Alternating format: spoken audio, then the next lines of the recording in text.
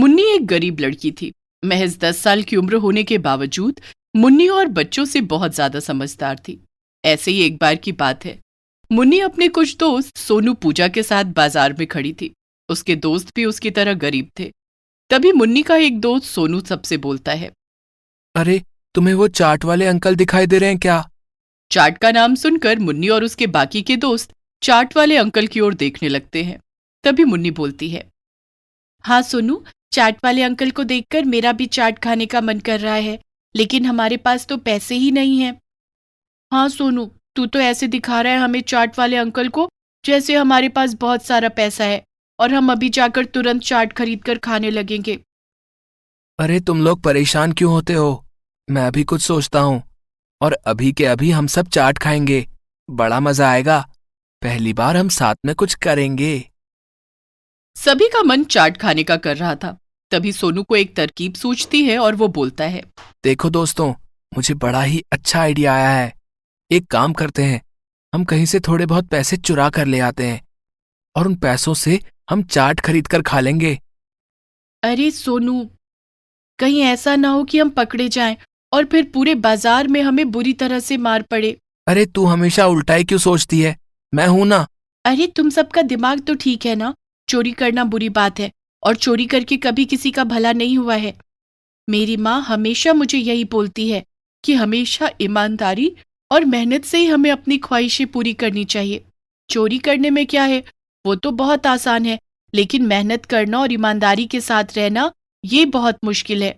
इसलिए जीवन में असली हीरो वही है जो मुश्किलों का सामना करता हो।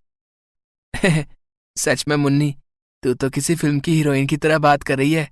अरे, तू ये कैसे भूल जाती है कि हम गरीब हैं और हमारे पास पैसे नहीं है। मेहनत करने के लिए भी पैसों की जरूरत होती है।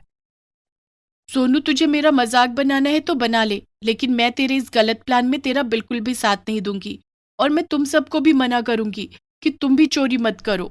चोरी करना बहुत गलत बात है। मुन्नी बिल्कुल सही कह रही है। रहने दे सोनू, मुझे भी चोरी नहीं करनी। मेरी भी मम्मी कहती है चोरी करना पाप है, नदी किनारे सांप है, अगर उस सांप ने मुझे काट लिया तो। अरे मेरी माताओं, रहने दो तुम लोग। तुम्हारे बस का कुछ भी नहीं है। कोई बात नहीं सोनू, लेकिन अब आगे से कभी भी चोरी करने के बारे में मत सोचना। और अब मैं यहाँ से जा रही हूँ, घर पर माँ इंतजार कर रही होगी। मुन्नी बहुत समझदार थी। वो चोरी करने से मना कर देती है और वहां से अपने घर आ जाती है। मुन्नी को बहुत तेज की भूख लगी थी। मुन्नी अपनी माँ ममता से बोलती है, माँ मुझे कुछ खाने को दे दो, बहुत भूख लग रही है और कुछ बढ़िया सा देना माँ। अच्छा मुन्नी, तू यहीं रुक, मैं जरा देखती हूँ कि रसोई में क्या है खाने के लिए। घर में खाने को कुछ भी नहीं था। ममता फिर भी रसोई में जानबूझकर खाने के लिए कुछ न कुछ ढूंढने लगती है।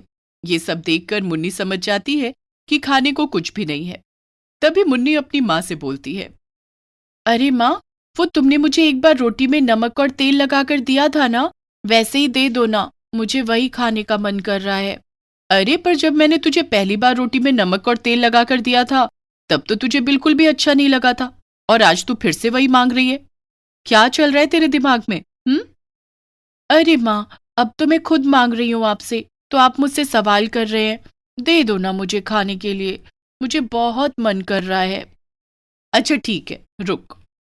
ममता अपनी बेटी को कल की बची रोटी में नमक और तेल लगाकर दे देती है। मुन्नी बहुत प्यार से खाने लगती है।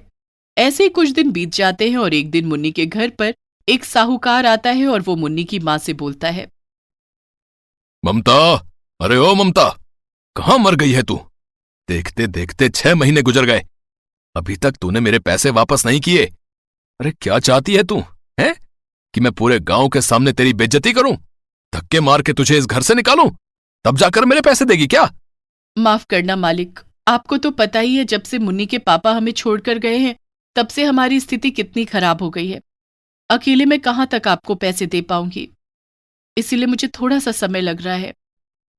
अरे तो मैंने ठेका लिया हुआ है क्या तेरा? हैं? देख, अगर तूने मुझे मेरे पैसे वापस नहीं किए ना तो मैं तुझे तेरे ही घर से धक्के मार कर बाहर निकाल दूंगा और पूरे गांव के सामने तेरी बेइज्जती करूंगा। साहूकार मुन्नी की माँ की बहुत बेइज्जती करने लगता है। ये देखकर मुन्नी को बहुत बुरा लगता है और वो गुस्से में साहूकार को बोलती है, काका, अपनी जुबान संभाल कर बात करो। मेरी माँ ने कोई चोरी नहीं की है जो आप मेरी माँ से इस तरह से बात कर रहे हो। हाँ, हम गरीब हैं, हमारे पास पैसे नहीं है, लेकिन हम आपके पैसे वापस कर देंगे। वाह, इस चिड़िया के भी पर निकल आए हैं। बोलने के लिए मुंह में दांत नहीं है, लेकिन जुबान तो देखो कितनी लंबी लंबी निकल रही है इनकी। साफ बोल रहा हूं, 1 महीने का वक्त है तुम दोनों के पास। अगर पैसे वापस नहीं किए ना, तो धक्के मार के निकाल दूंगा यहां से। थोड़ी देर में साहूकार उन्हें 1 महीने की मोहलत देकर वहां से चला जाता है। तभी ममता मुन्नी को बोलती है, बेटा मुन्नी, एक बात हमेशा याद रखना, जब 2 बड़े लोग आपस में बातचीत कर रहे हो तब बच्चों को बीच में नहीं बोलना चाहिए। तुमने आज साहूकार से जो भी बोला वो बिल्कुल भी ठीक नहीं था। नहीं माँ, मैंने जो बोला वो बिल्कुल ठीक है। वो आपकी बेइज्जती कर रहे थे और मुझसे ये देखा नहीं जा रहा था। अच्छा बाबा, ठीक है, लेकिन अभी शांत हो जा। इतनी छोटी सी और कितना पटर पटर बोलती है तू। माँ, मुझे बिल्कुल भी अच्छा नहीं लगता जब कोई बाहर वाला आपसे इस तरह से बात करता है। मैं आपसे बहुत प्यार करती हूँ और मैं नहीं चाहती कि कोई मेरी माँ की बेइज्जती करे। मुन्नी अब घर और अपनी माँ दोनों के लिए बहुत परेशान थी। वो घर से बाहर निकलकर यहां वहां घूम रही थी। तभी उसे एक खेत दिखाई देता है। वो उस खेत में चली जाती है। उस खेत में बहुत सारे हरे शिमला मिर्च थे, लेकिन बस एक ही शिमला मिर्च ऐसा था जो कि लाल था। मुन्नी उस लाल शिमला मिर्च को तोड़कर अपने घर ले आती है और घर लाने के बाद उसे अपने कमरे में ले जाकर मन में सोचती है, एक बात समझ नहीं आई, भगवान ने इसे हमारी तरह अलग क्यों बनाया? जैसे हम गरीब हैं, हमें अमीरों से अलग बनाया है। भगवान ने वैसे ही इस बेचारे को भी। मुन्नी के इतना बोलते ही वह लाल शिमला मिर्च मुन्नी से बोलता है, मैं एक जादुई लाल शिमला मिर्च हूं। कौन हो तुम? मैं तुम्हें खा जाऊंगा। जादुई लाल शिमला मिर्च की आवाज सुनकर मुन्नी डर जाती है। कौन हो तुम? घबराओ नहीं बच्चे, मैं एक जादुई लाल शिमला मिर्च। तुम्हें मुझसे डरने की जरूरत नहीं है। मैं तो बस तुमसे थोड़ा सा मजाक कर रहा था। क्या? जादुई लाल शिमला मिर्च? ये जादुई चीज तो सिर्फ कहानियों में होती है, फिर ये सब? नहीं नहीं बच्चे, जादू हकीकत में भी होता है, लेकिन जादू सिर्फ और सिर्फ अच्छे लोगों को ही दिखाई देता है, क्योंकि बुरे लोग जादुई शक्तियों का गलत इस्तेमाल करते हैं, इसीलिए उन्हें नहीं दिखाई देता। अच्छा, ऐसा भी होता है क्या? हाँ, ऐसा ही होता है। वैसे आज मैं बहुत खुश हूं, और ये खुशी मुझे तुमसे ही मिली है।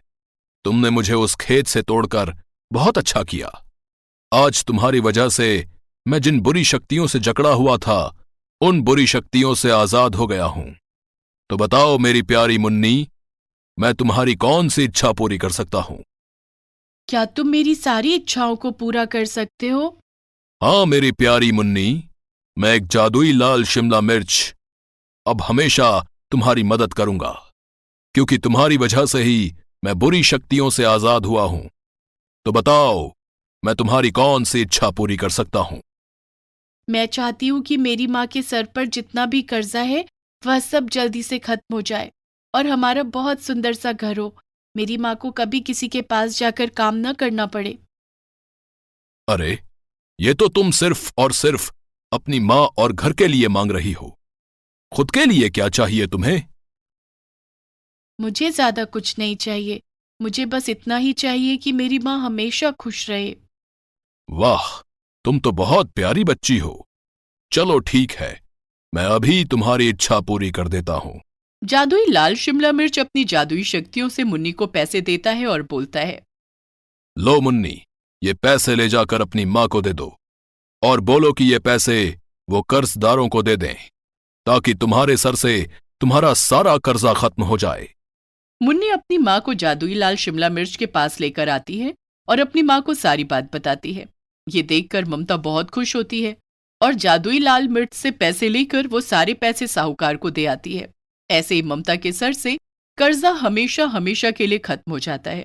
तो वहीं दूसरी तरफ जादुई लाल शिमला मिर्च अब अपनी जादुई शक्तियों से मुन्नी और ममता के लिए बहुत ही सुंदर सा घर बना देता है और उनके लिए एक कपड़ों की दुकान भी खोल देता है, ताकि वो दोनों अपना एक रोजगार शुरू कर पाएं। देखो मुन्नी, तुमने जैसा चाहा मैंने वैसा किया। मैंने तुम्हारे लिए बहुत ही सुंदर सा घर बना दिया। साथ में तुम्हारी मां के लिए रोजगार की व्यवस्था भी कर दी। अब से तुम हमेशा रोज स्कूल जाओगी। तुम्हारी पढ़ाई में कोई लापरवाही नहीं होनी चाहिए। बच्चों का काम है सिर्फ और सिर्फ पढ़ाई करना और आगे बढ़ना। हाँ जादुई लाल शिमला मिर्च, अब मैं हमेशा स्कूल जाऊंगी। और तुम्हारा बहुत बहुत शुक्रिया। आज तुम्हारी वजह से ही हम दोनों माँ बेटी बहुत खुश हैं। अब से मैं रोज स्कूल जाऊंगी और मन लगाकर पढ़ाई करूंगी और अपनी माँ का नाम रोशन करूंगी। इतना बोलकर जादुई लाल शिमला मिर्च हमेशा हमेशा के लिए अपनी जादुई दुनिया में वापस चला जाता है। तो वहीं दूसरी तरफ अब ममता अपनी बेटी का एडमिशन एक अच्छे स्कूल में करवा देती है और उसे रोज स्कूल भेजती है।